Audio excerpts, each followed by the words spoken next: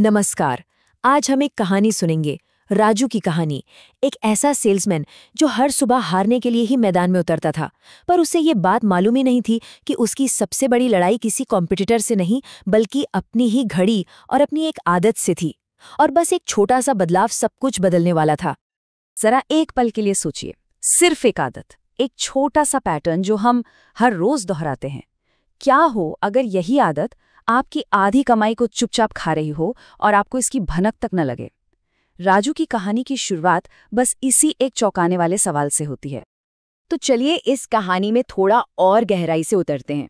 सबसे पहले हम मिलते हैं राजू से और समझने की कोशिश करते हैं उसकी सबसे बड़ी चुनौती को, जो असल में उसके काम से नहीं बल्कि उसकी आदतों से जुड़ी हुई थी।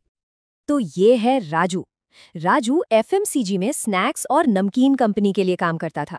अब ये एक ऐसी इंडस्ट्री है जहां हर मिनट कीमती है, कंपटीशन बहुत तगड़ा है और कस्टमर वो तो पल भर में फैसला कर लेता है कि क्या खरीदना है।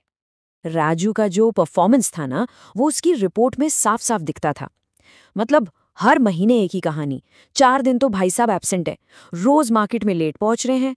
और सबसे बड़ी गलती, डीएमएस में कोई रियल टाइम एंट्री ही नहीं।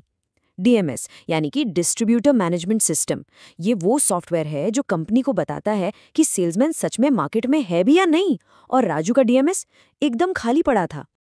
अब एक बात समझिए, स्नैक्स का जो असली खेल है वो सुबह सुबह ही होता है। लोग नाश्ते के लिए या चाय के लिए बाहर निकलते हैं और जो सामने दिखता है इम्पल्सिवली खरीद लेते हैं। इसी को कहते हैं इम्पल्स बाइंग। और राजू साहब मैदान में उतरते थे दोपहर के 12 बजे। ये कोई छोटी मोटी भूल नहीं थी, ये तो एक हारा हुआ मैच खेलने जैसा था। और ये एक कड़वा सच है, जिस वक्त तक राजू मार्केट में अपना पहला कदम रखता था ना, उसके आधे से ज्यादा मौके हाथ से फिसल चुके होते थे। मतलब दिन की आधी कमाई तो काम शुरू होने से पहले ही खत्म। राजू की ये गलतियां सिर्फ उसकी सेल्स का ही नुकसान नहीं कर रही थी, इसका असर कहीं ज्यादा गहरा था। आइए एक नजर डालते हैं कि उसकी इस बेतरतीब दिनचर्या की असली कीमत क्या थी। आप देखिए, यही तो है अव्यवस्था का चक्रव्यूह। एक गलती दूसरी गलती को जन्म देती है। आप लेट पहुंचते हैं तो रिटेलर आपकी इज्जत नहीं करता। आप पहुंचते ही नहीं तो आपका कॉम्पिटिटर आपकी शेल्फ पर कब्जा कर लेता है। और जब आप डीएमएस में लाइव पंचिंग नहीं करते तो कंपनी को एक ही मैसेज जाता है, ये विजिट्स शायद फर्जी हैं। राजू की सारी मेहनत पर शक किया जा रहा था। हर कहानी में एक मोड़ आता है, एक ऐसा पल जो सब कुछ पलट कर रख देता है। राजू की कहानी में भी एक ऐसा ही टर्निंग पॉइंट आया। जाहिर सी बात है, ये सब कुछ मैनेजमेंट की नज़रों में तो था ही। राजू के सुपरवाइजर सारा डेटा देख रहे थे और डेटा कभी झूठ नहीं बोलता। वो साफ साफ देख पा रहे थे कि एक टैलेंटेड सेल्समैन सिर्फ और सिर्फ अनुशासन की कमी की वजह से डूब रहा था। लेकिन उन्होंने राजू को डांटा नहीं, कोई सजा नहीं दी। उन्होंने बस एक ऐसी बात कही जो किसी भी लंबे चौड़े लेक्चर से कहीं ज्यादा असरदार थी। और यही वो एक लाइन थी, राजू, तुम्हारी प्रॉब्लम तुम्हारा काम नहीं, तुम्हारा सिस्टम है। ये शब्द राजू के लिए एक आईने की तरह थे। उसे पहली बार समझ में आया कि अरे यार, वो पहिया तो घुमा रहा है पर गाड़ी कहीं जा ही नहीं रही। दिक्कत मेहनत में नहीं थी, दिक्कत तो तरीके में थी। इस एक सलाह ने राजू को जैसे एक नई दिशा दे दी। तो चलिए अब देखते हैं कि कैसे राजू ने इस सलाह को अपनाया और डीएमएस का इस्तेमाल करके अपनी इस अव्यवस्था को नियंत्रण में बदला। ये स्लाइड अपने आप में पूरी कहानी बयां कर रही है। बाईं तरफ देखिए, अव्यवस्था, शक और डेटा की भारी कमी, और दाईं तरफ पूरा कंट्रोल, भरोसा और एकदम साफ जानकारी। डीएमएस ने क्या किया? उसने शक को सबूत में बदल दिया। अब हर विजिट का जियो लोकेशन प्रूफ था, हर ऑर्डर रियल टाइम में दिख रहा था और स्टॉक पर भी पूरा कंट्रोल था। तो अब राजू के पास एक नया हथियार था, डीएमएस से मिला हुआ डेटा।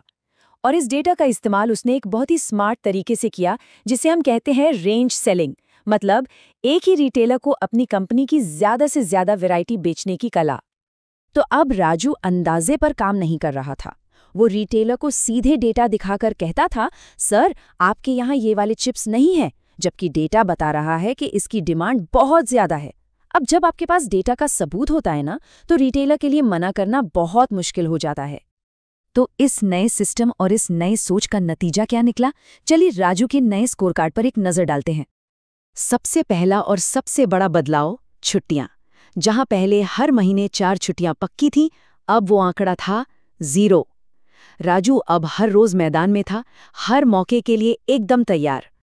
और ये देखिए, वो अब सिर्फ दुकानों पर जा नहीं रहा था, वो प्रोडक्टिव कॉल्स कर रहा था, रोजाना 40। इसका सीधा सा मतलब है कि हर 40 विजिट से या तो ऑर्डर आ रहा था या शेल्फ पर कोई नया प्रोडक्ट लग रहा था। कोई भी मुलाकात अब बेकार नहीं जा रही थी।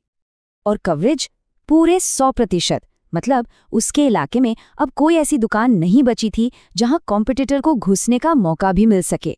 उसने अपनी पूरी टेरिटरी को एक किले में बदल दिया था। और ये देखिए नतीजा, ये ग्राफ सब कुछ कह देता है। उसकी रेंज सेलिंग यानी कि हर दुकान से होने वाली बिक्री सीधी डबल हो गई। और इसका मतलब भी साफ था, राजू का इंसेंटिव और उसकी कमाई दोनों दोगुने हो गए थे। ये जो बदलाव था, ये सिर्फ नंबरों में नहीं था, ये भरोसे का बदलाव था। कंपनी, डिस्ट्रीब्यूटर और रिटेलर तीनों की नज़र में राजू की इज्जत वापस आ गई थी। जहां पहले फर्जी ऑर्डर का शक किया जाता था, वहां अब रियल टाइम ऑर्डर्स की तारीफ होती थी। राजू की कहानी हमें यही सिखाती है, जरूरी नहीं कि पहाड़ हिलाने के लिए कोई तूफान ही लाया जाए। कभी कभी बस छोटे छोटे डिसिप्लिन्ड बदलाव ही सबसे बड़े नतीजे देते हैं, जैसे रोज समय पर पहुंचना और हर विजिट को ईमानदारी से सिस्टम में दर्ज करना। तो आखिर में ये सवाल हम सब के लिए है।